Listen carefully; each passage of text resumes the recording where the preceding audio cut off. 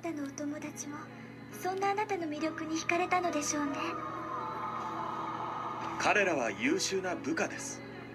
私の思い描く夢のためにその身を委ねてくれる大切な仲間。でも友とは違います。私にとって友とは決して人の夢にすがったりはしない。誰にも強いられることなく自分の生きる理由は自分で定め進んでゆくもの。そしてその夢を踏みにじるものがあれば全身全霊をかけて立ち向かう。たとえそれが私自身であったとしても。私にとって友とはそんな対等のものだと思っています。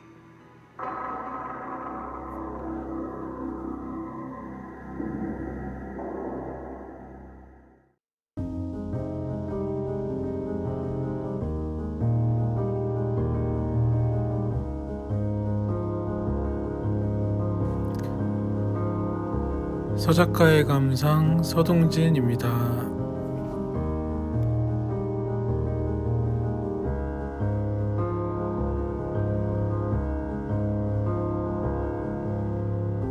오늘은 미우라 겐타로작 베르세르크에 대해서 이야기해 보려고 합니다. 굉장히 오래된 만화이고요. 일본의 영 애니멀즈에서 1989년부터 현재까지 부장기로 연재하고 있는 작품입니다.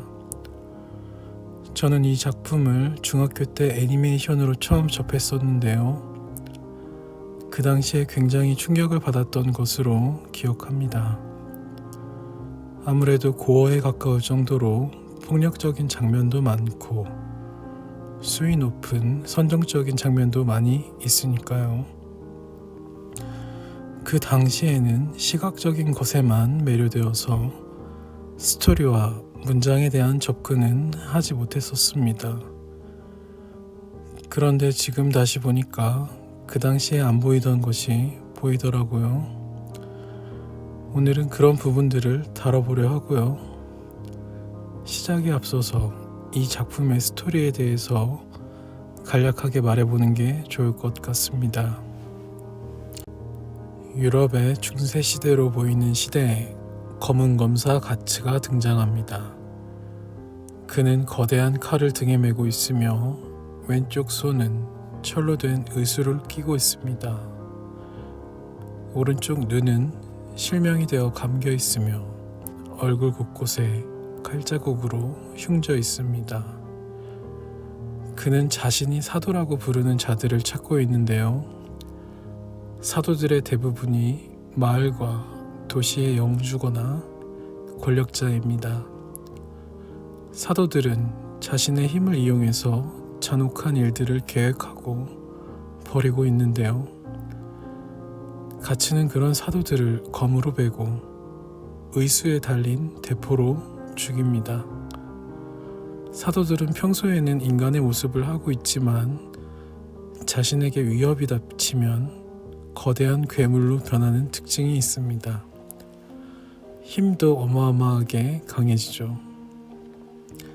가츠가 이러한 여정을 떠나게 된 계기는 자신의 목 뒤에 박힌 낙인도 한몫하지만 그에게 벌어졌던 과거의 기억이 현재를 사로잡고 있기 때문입니다. 그는 어린 시절부터 용병단의 손에서 자랐는데요. 자신을 길러준 감비노를 죽이고 용병단을 탈출하게 됩니다. 이후로 그는 전쟁터를 돌아다니며 원뜻 그대로 프리랜서 생활을 하게 되는데요. 그러던 중 메에단이라 불리는 용병단과 마주치게 됩니다. 그곳의 수장은 그리피스라고 불리는 자인데요. 하얀 긴 머리에 매력적인 눈매와 현명한 판단력을 가진 사내입니다. 그리피스는 이전에 전쟁터에서 가츠의 무공을 본 적이 있는 터라 가츠를 자신의 용병단으로 합류시키길 원하는데요. 가츠가 그의 제안을 거부하자 그리피스는 검으로 결정을 하자고 합니다.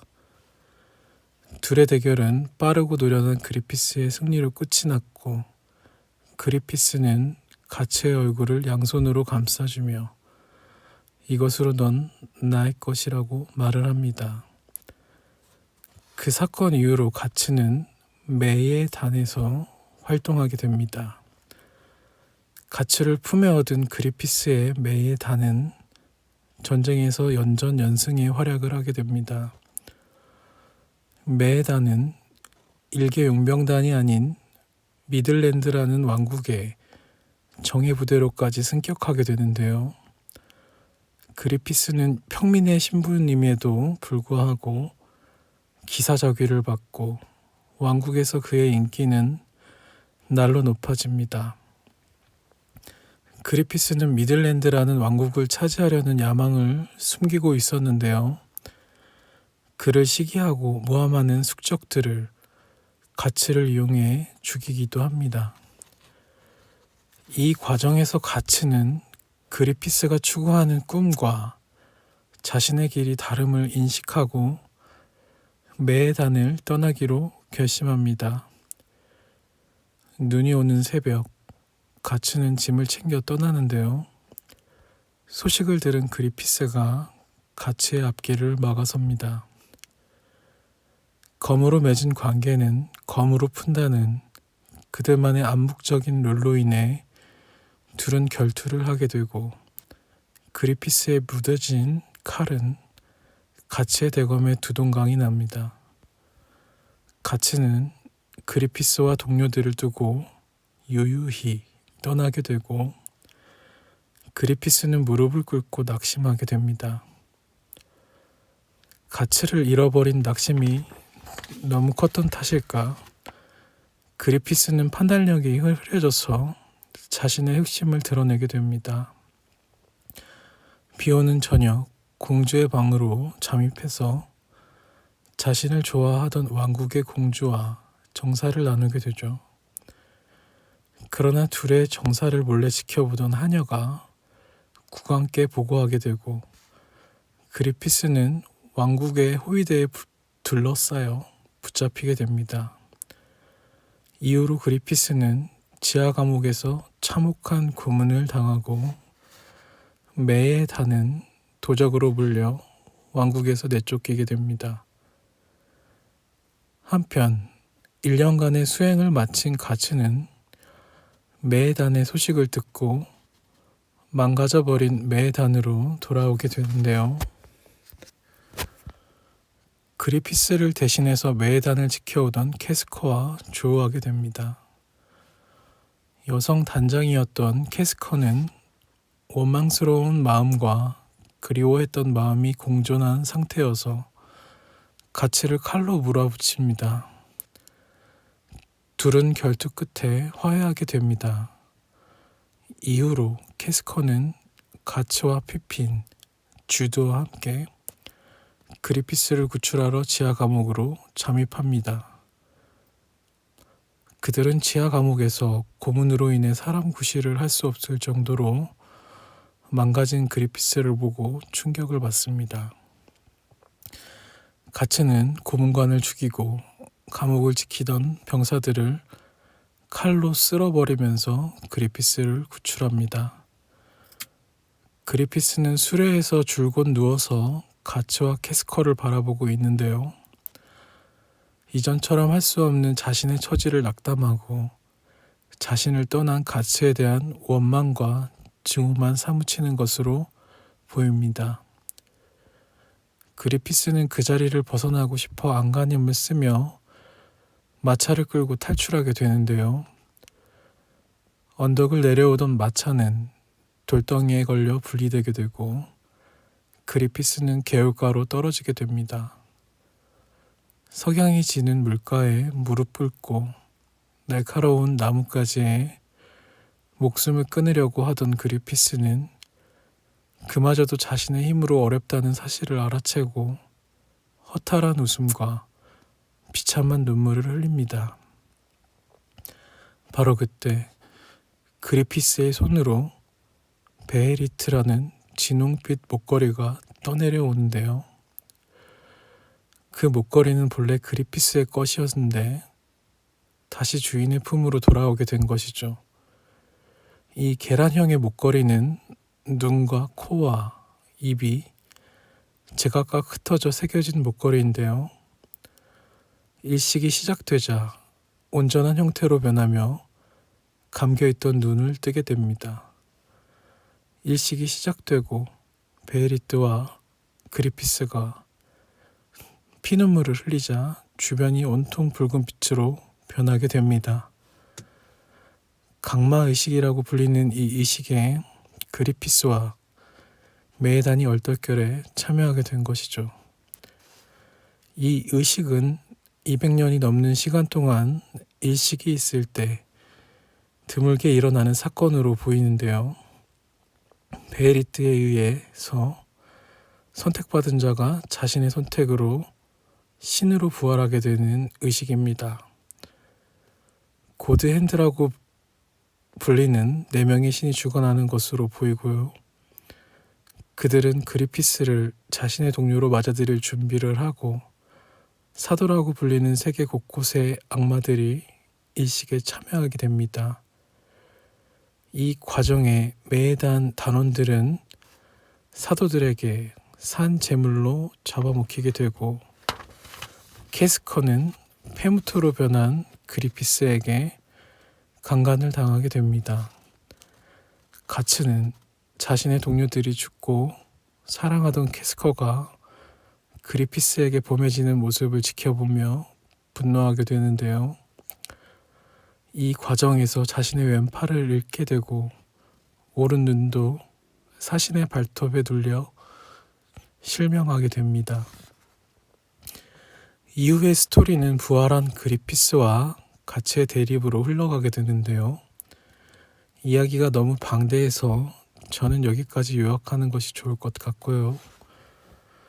제가 초반에 언급했던 것 중에 새롭게 발견했던 장면은 그리피스의 가치관입니다.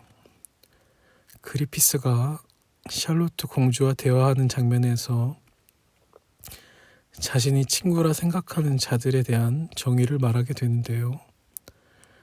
이 장면을 가츠와 캐스커가 우연히 듣게 되죠. 여기에서 그리피스는 친구를 자신과 대등한 자라고 말합니다. 가츠와 캐스커는 부활하고 선을 긋게 되죠. 이 말을 들은 가츠는 그리피스를 떠나 자신의 길을 가야겠다는 생각을 더욱 확고히 하는 계기가 됩니다. 그런데 그리피스라는 인물 자체가 자신이 말하는 것처럼 자신과 대등한 친구를 옆에 둘 수 있는 성격의 유형인가에 대한 의구심은 듭니다. 그리피스는 성공지향적이고 끊임없이 높은 곳을 바라보는 인물이기에 자신의 꿈을 위해서라면 어떤 일이든 하는 인물이죠. 돈이 많은 귀족에게 자신의 몸을 파는 것도 서슴지 않고 강마의식에서는 자신의 단원 모두를 제물로 바치기도 하죠. 그렇게 그리피스가 정의하는 기준으로 본다면 자신과 대등한 자는 있어서는 안 되고 그런 자가 간혹 있더라도 힘으로 눌러 자신의 부하로 만들거나 죽여야 하는 것입니다. 결국 그는 초인을 꿈꾸고 있고 신이 되고 말았죠. 지금까지 과정을 미뤄봤을 때 그리피스의 앞으로의 행보는 인간 세계에서 정점을 찍고 자신을 방해하는 무리격인 가치의랭을 소탕하려 하겠죠. 또한 지금은 동료처럼 지내고 있지만 고드핸드라고 불리는 4명의 악마들을 두고두고 자신과 대등한 존재로 놔두지는 않을 것으로 보입니다.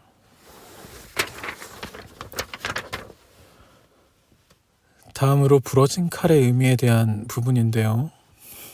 이 부분은 확실히 제가 어릴 때 봤을 때는 인식조차 못했던 것 같습니다. 가츠는 돌도레이 전투에서 자신이 대검이 부러지게 되고 불사신 조드의 칼을 받아서 전쟁에서 승리하게 됩니다. 그리고 나선 가츠는 조드의 칼을 성벽 위에 내버려 둡니다. 가츠는 왕국을 떠날 때 새로운 칼을 가지고 그리피스와 결투하게 되죠.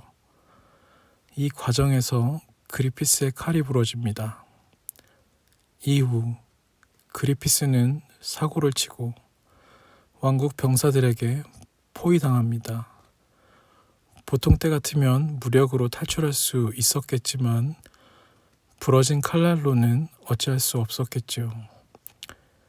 이 여러 장면에서 우리는 칼에 대한 다양한 의미부여와 해석이 가능합니다.